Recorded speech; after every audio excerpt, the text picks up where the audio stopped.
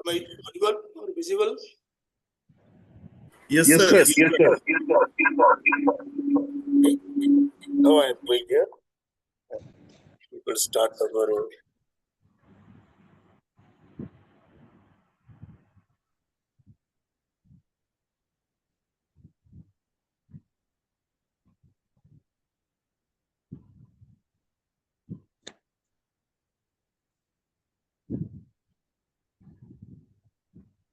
Thanks, Dr. Vinay Kumar ji.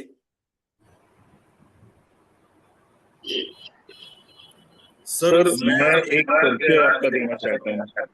जी doctor Matharu sir के बारे में कहना चाहता हूँ मैं। Doctor Sehgal method of treatment के ये सुप्रसिद्ध चिकित्सक हैं जो पूरी पंजाब से हैं। ये डॉक्टर जेबीडी कैस्ट्रो एवं डॉक्टर एमएल सहगल के अनन्य अनुयायियों में से एक हैं। डॉक्टर विनय, सॉरी, काफी सारे माइक्स ऑन हैं, उनको बंद करवा लीजिए क्योंकि आपकी आवाज गूंज रही है, कुछ सुनाई नहीं दे रहा। जैसे भूपेंद्र कौर जी प्लीज बंद कर दीजिए। आपकी विनय जी, आपकी दो माइक खुली हुई है, यानी कि आप एक और के साथ हैं। Yes yes yes. अभी आवाज साफ आई? अब ठीक है, अब ठीक है सर।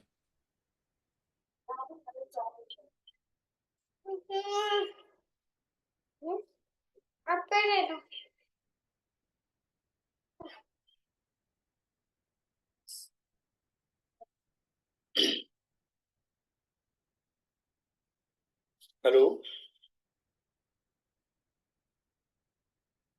अनम्यूट कीजिए विनय जी, आप अनम्यूट तो होइए।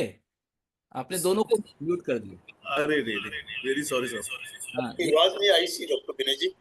हाँ यस सर, अब आ रही है। हाँ ठीक है।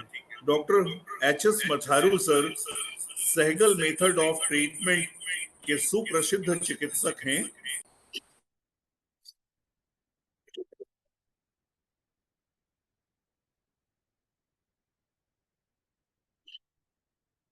आपकी आवाज नहीं आ रही डॉक्टर विनय। अभी आ रही सर? हाँ जी, अभी आइए। तो मैं आपके बारे में कह रहा था सर कि आप डॉक्टर जेबीडी कैस्ट्रो एवं डॉक्टर एमएल सहगल के अनन्य अनुयायियों में से एक हैं। विनय सर, एक्सक्यूज मी, विनय सर आपके ना 2 माइक ऑन हो रहे हैं, इसलिए इको हो रही है। अच्छा अच्छा अच्छा, देखिए अभी सही आई? हाँ जी, अभी सही आई? हाँ जी, ठीक है। ठीक है सर। इन्हें इस क्षेत्र में 45 वर्षों का अनुभव प्राप्त है। इन्होंने बहुतेरे ऐसे जीर्ण रोगों को पूर्ण लाभ दिलाकर स्वस्थता प्रदान की है जो लाइलाज थे। इमरजेंसी केसेस में भी इन्हें महारत हासिल है। जहां एक साधारण चिकित्सक उस केस में हाथ डालना उचित नहीं समझते, वहां पर ऐसे केसेस में ये चुटकियों में रोगियों को स्वास्थ्यता प्रदान करते हैं।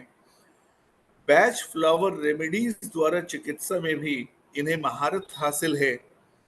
एक सफल चिकित्सक होने के बावजूद ये स्वभाव के काफी धनी, मृदुल भाषी और एक सुलझा हुआ व्यक्तित्व है। इनसे रूबरू होने पर इनके व्यक्तित्व में आध्यात्म की भी झलक मिलती है जो हम सबों को काफी प्रभावित करता है। मैं ऐसे स्वभाव के धनी व्यक्ति को डॉक्टर एच.एस. मथारू सर को दरख्वास्त करता हूं कि आज का उद्बोधन दें। Doctor H S. Matharu sir. Thank you sir, thank you doctor Vinay ji. मैं डॉक्टर बत्स जी को भी बहुत धन्यवाद करना चाहता हूँ। उन्होंने इतनी अच्छी जानकारी दी हमें, बहुत से पहलुओं से जानकारी थी। हनुमान साहब के जीवन के बारे में, उनकी प्राप्तियों के बारे में, जो उन्होंने हमें देन दी उनके बारे में सब कुछ विस्तार सहित उन्होंने बहुत ही अच्छे तरीके से हम लोगों को समझाया और बहुत अच्छा लगा आपकी बत्स जी बात सुन के कि आपने बहुत ही बखूबी से हमें इन बातों के साथ जानकारी दी। और डॉक्टर अरुण जी, मैं आपका लेक्चर नहीं सुन सका और मैं धन्यवाद करता हूँ, थोड़ा सा मैंने सुना, बहुत अच्छा किया आपने। और सबसे पहले मैं डॉक्टर राशि का धन्यवाद करना चाहूँगा कि जिन्होंने इतना मेहनत करके अपनी पर्सनल लाइफ को सेक्रीफाइस करके, अपनी प्रैक्टिस को सेक्रीफाइस करके हम लोगों को जोड़ा, हम लोगों के साथ खड़े हुए, एक दूसरे से रूबरू करवाया। अगर हम आज सब लोग इकट्ठे हैं, एक मंच पे बात कर रहे हैं, एक दूसरे से घुल मिल रहे हैं और अपने एक्सपीरियंसेस को शेयर कर रहे हैं, तो इसकी मेन वजह डॉक्टर राशि जी को जाती है। और मैं थैंक्स करना चाहता हूँ डॉक्टर राशि जी का, क्योंकि उन्होंने बहुत ही बड़ा एक सेक्रीफाइस किया है, जिसके वजह से हम लोग इस प्लेटफॉर्म को एंजॉय कर रहे हैं और अपना नॉलेज का और ज्ञान का आदान प्रदान कर रहे हैं। मैं ज्यादा हैनमन साहब की लाइफ के बारे में नहीं कहूँगा, क्योंकि वो आप सब लोगों ने बहुत ही बखूबी बयान किया है। मैं सिंपली सी ही बात करूंगा कि मैं कैसे होम्योपैथी में आया, मैंने कैसे होम्योपैथी को चुना। ठीक है कि हाँ परिवार में पहले एलोपैथ डॉक्टर थे हमारे रिश्तेदार सब, तो होम्योपैथी को बड़ा एक ऐसे ही समझा जाता था कि ये तो ऐसी बेकार सी बात है, जिसको कभी किसी कॉलेज में दाखिला नहीं मिलता, इसकी एमबीबीएस में एडमिशन नहीं होती, वो होम्योपैथी में जाता है। इतने उस समय में होम्योपैथी को ज्वाइन करना एक बहुत बड़ी बात थी कि बहुत ही कम लोग ज्वाइन करते थे, बस जिनको कोई मोटिवेशन मिलता था या जिनके पीछे कोई रीजन होता था, वो लोग ज्वाइन करते थे। तो एक बहुत ही एक बड़ी प्यारी एग्जांपल मैं आपके साथ शेयर करना चाहूंगा, क्योंकि आज सिंपली हम बातचीत ही करेंगे अपने बारे में कि जो हमने होम्योपैथी को कैसे अपनाया। वो सबसे इम्पोर्टेंट बात, my mother she was suffering from asthma. जब मैं बचपन में था, मैं छोटेपन से देखता था कि उनको इतना ज्यादा अस्थमा होता था, बहुत ज्यादा बुरी हालत हो जाती थी, सांस नहीं आता था, वो इसे तड़प रही होती थी।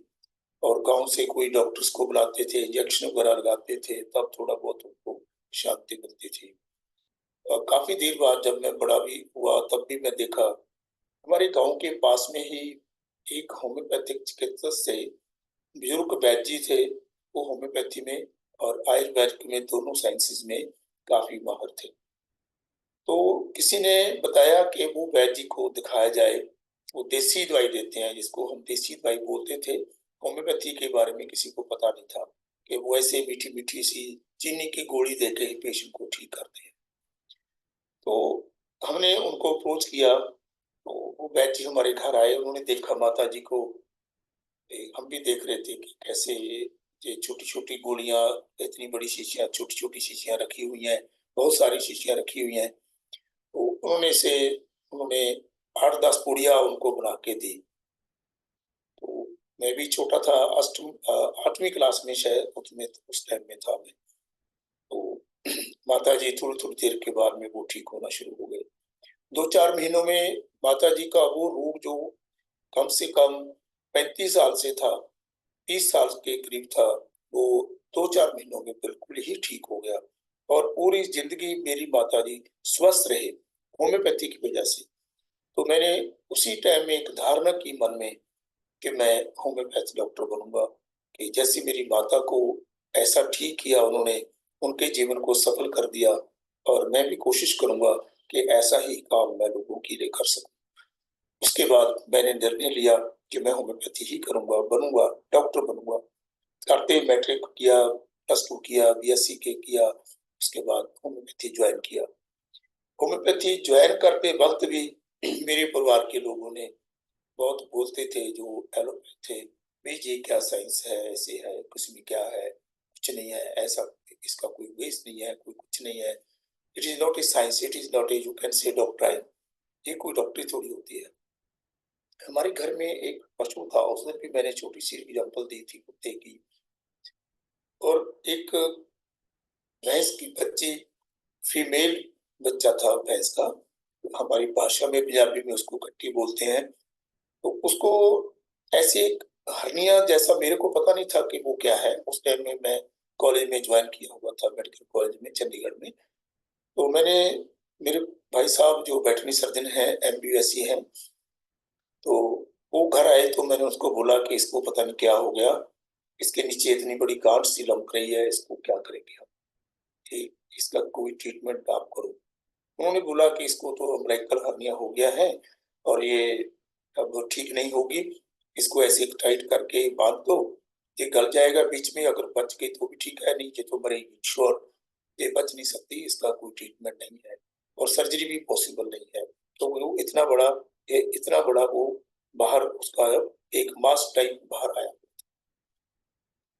मैं बचपन में उस टाइम में शायद सेकंड ईयर में पढ़ता था, फर्स्ट ईयर में था मैं। तो मैंने देखा कि जो उसने, उससे मैंने सुना अम्बिलिकल हर्निया के बारे में, तो मैंने उसको सर्च किया। उस टाइम में बोरिक मटीरिया मेडिका पढ़ते थे हम लोग, एलन मटीरिया मेडिका इतना ही आता था। तो मैंने उसमें सर्च किया अम्बिलिकल हर्निया के बारे में, तो सोचा कि ये अम्बिलिकल हर्निया बच्चों में देखें कैसे इसको ट्रीट करते हैं, ये भी तो एक छोटा सा बच्चा है, इसको मैंने ठीक करना है।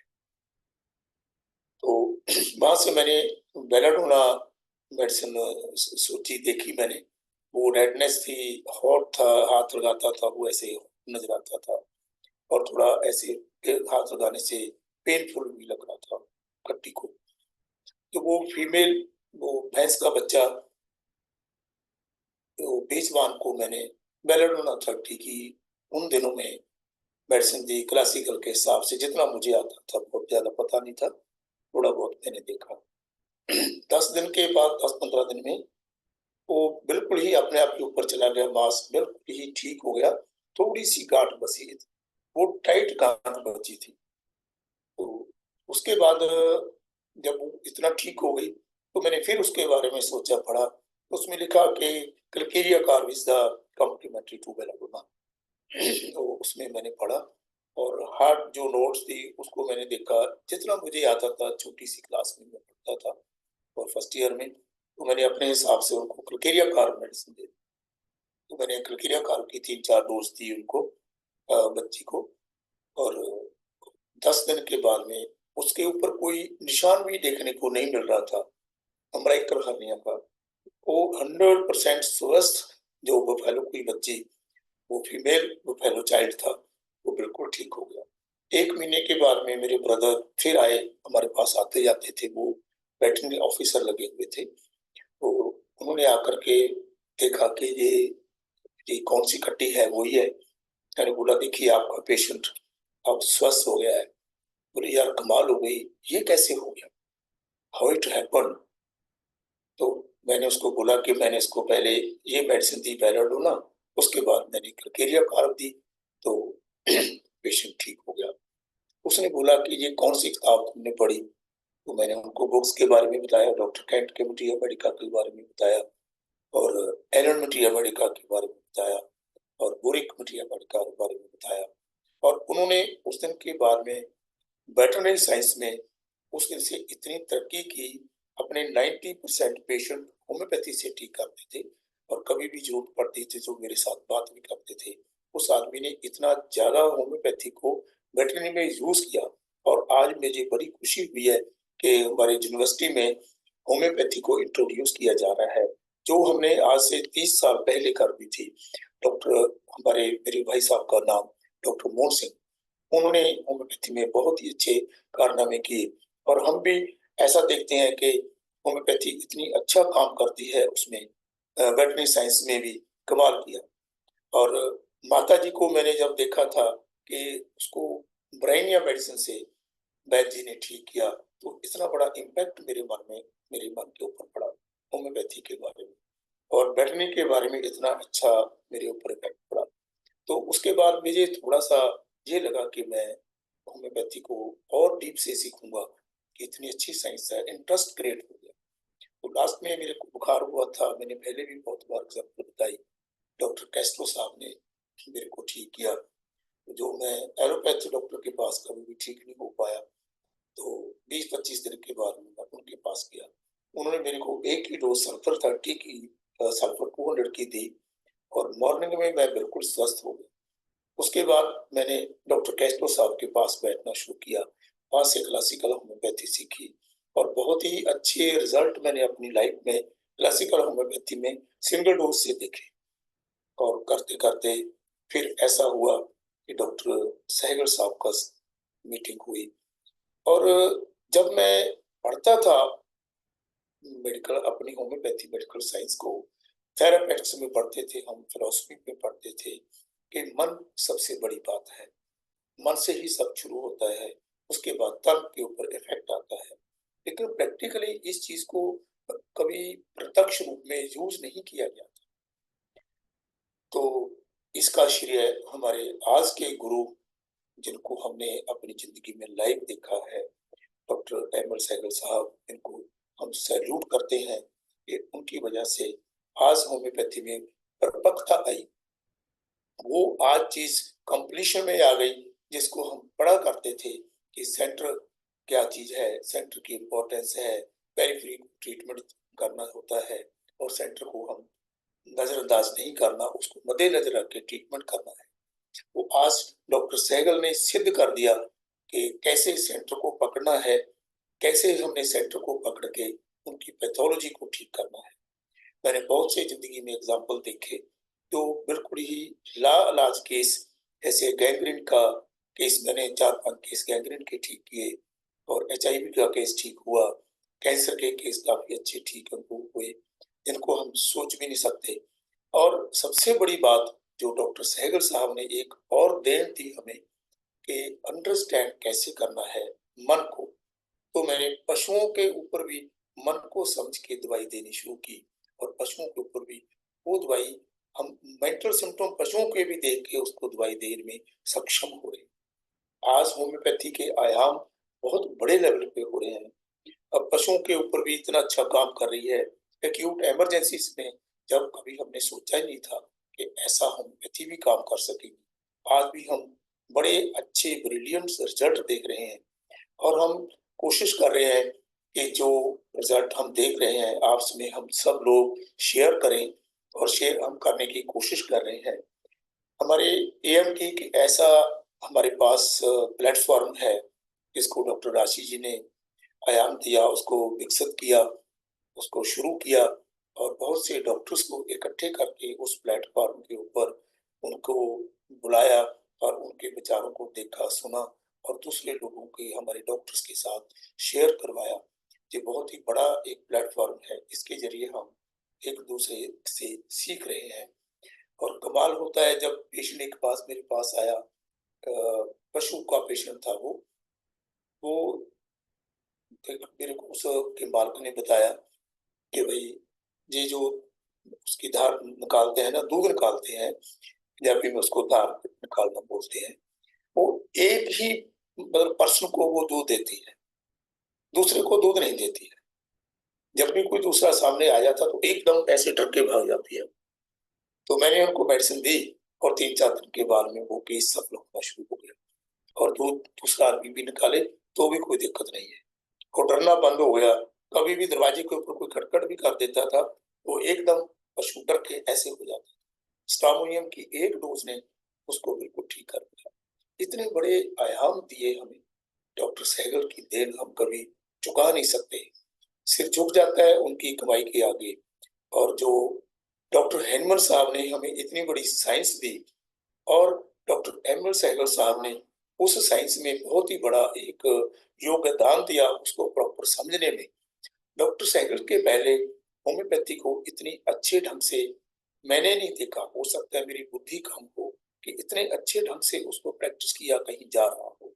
और आज हम बहुत खुश हैं, हमारे लाखों साथी इस सिस्टम को इतने बाखूबी अच्छे ढंग से कर रही हैं। माइंड के ऊपर बहुत अच्छे ढंग से कामयाबी मिल रही है हमें। बड़ी छोटी छोटी बातें मैंने क्या देखा था उसमें, clinging to person and furniture started, जो फियर ऑफ बीइंग इंजर्ड, थोड़ा सा भी इसको लगता था वो पशु ऐसे हो जाता। अगर पशु ठीक हो जाता है तो आदमी क्यों नहीं ठीक हो सकता। और उसके अलावा हम बच्चे को कैसे ठीक कर देते हैं।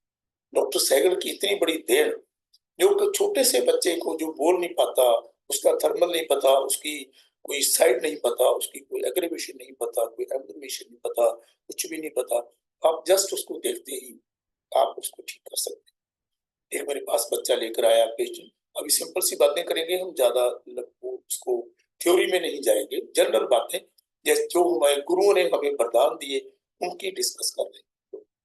ऐसे बच्चे को गोद में लगा हुआ था, वो ऐसे बच्चे को वो उसकी माँ ऐसे कर रही थी, बच्चे को बहुत जोर से टेम्परेचर था, वो बस मैंने देखा कि वो ऐसा ऐसा कर रही थी, उसके सिर के ऊपर ऐसे ऐसे ऐसे कर रही थी।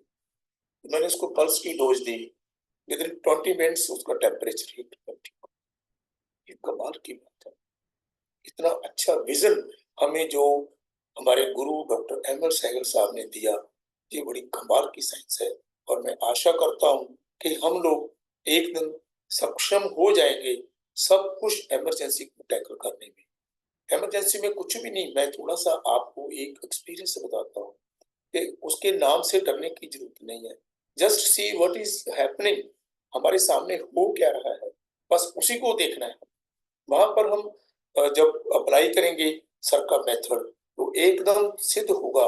ये हो ही नहीं सकता कि हम चूक जाएं, और ये मेथड कभी चूक ही नहीं सकता। इतनी परफेक्ट साइंस, इतना परफेक्ट मेथड जो हमें डॉक्टर सहगल ने दिया, वो कभी फेल नहीं हो सकता। छोटी छोटी बातें हैं, बड़ी छोटी सी बातें। और एक और बच्चे का मेरे पास केस देखा मैंने, तो बच्चा ऐसे अपनी माँ के सिर के ऊपर ऐसे कंधे के ऊपर रखा हुआ, उसकी बाजू ऐसे लटक रही। तो मैंने कुछ नहीं पूछा, मैंने उसको जैल्सियम की एक डोज दी। पर अब छोटी छोटी बातों से हम मेडिसिन दे सकते हैं, कुछ भी नहीं पूछने की जरूरत पड़ी। जैल्सियम देते ही वो 15-20 मिनट में बच्चा उठ के खड़ा हो गया और पानी पिया उसने, और टेम्परेचर कम शुरू। छोटी सी बात, torpor clinging to personal nature, छोटी छोटी बातें हैं, ऐसे उसके ऊपर। ये पूछने की बात नहीं है, पेशेंट से क्या पूछोगे, बच्चे से आपको क्या लग रहा है, क्या आप हेल्प होना चाहते हैं, क्या आपको क्या लग रहा है, कुछ नहीं है, जस्ट बीइंग ए कीन ऑब्जर्वर। जैसे हमें डॉक्टर सहगल साहब ने सिखाया कि कैसे हम पेशेंट को देखना, कैसे कैसे उसको ऑब्जर्व करना है। ऐसे पेशेंट कई बहुत से हमारे पास पेशेंट आ जाते हैं, हम देखते हैं कि उनकी बहुत सी बातें वो हिस्ट्री बताते हैं, पूरा हिस्ट्री बताते रहते हैं, हम प्रॉपर सुनते रहते हैं, और हमें ध्यान से सुनना चाहिए। सबसे बड़ा टूल जो हमें अप्लाई करना चाहिए कि हमें पेशेंट के साथ हो जाना चाहिए, पेशेंट की फीलिंग को, उसकी फीलिंग को अपनी फीलिंग समझ के उसके साथ अटैच होना चाहिए, ताकि हम उसके अंदर जा सकें, उसकी वो चीज को समझ सकें जिससे वो वाकई में पीड़ित है। वो चीज जब हम समझ लेंगे तो बड़ी से बड़ी पैथोलॉजी ऐसे मेल्ट हो जाएगी जैसे बर्फ धूप में मेल्ट हो जाती है। और मैंने बाखूबी इस चीज को प्रैक्टिस में अपनी में मैंने देखा है। वो मैंने एक बार पहले भी आपको बताया था, हैसेम्स का केस, जो अपना गैंग्रीन का जिसकी सर्जरी हमने पोस्टपोन कर दी थी, वो आज भी पेशेंट बिल्कुल जिंदा है। जिनमें छोटी छोटी बातें, ये हैनमन साहब की बातें हैं और ये सहगल साहब की बातें हैं, ये होम्योपैथी की बातें हैं जो मैं आपसे कर रहा हूँ। तो मेरे ख्याल में आज के दिन हम अपने गुरुओं को याद कर रहे हैं, और मैं सब लोगों को बधाई देता हूँ जो हमारे साथ में जुड़े हुए हैं, हमारे delegates, doctor Arun ji, doctor बथिस जी, डॉक्टर राशि जी, और बहुत से लोग हैं जिनको मैं देख नहीं पा रहा, डॉक्टर विनय जी, सबको thanks everyone for joining this platform today and for celebrating our master's birthday. Thank you very much. आज इतना ही, thanks. बहुत बहुत धन्यवाद।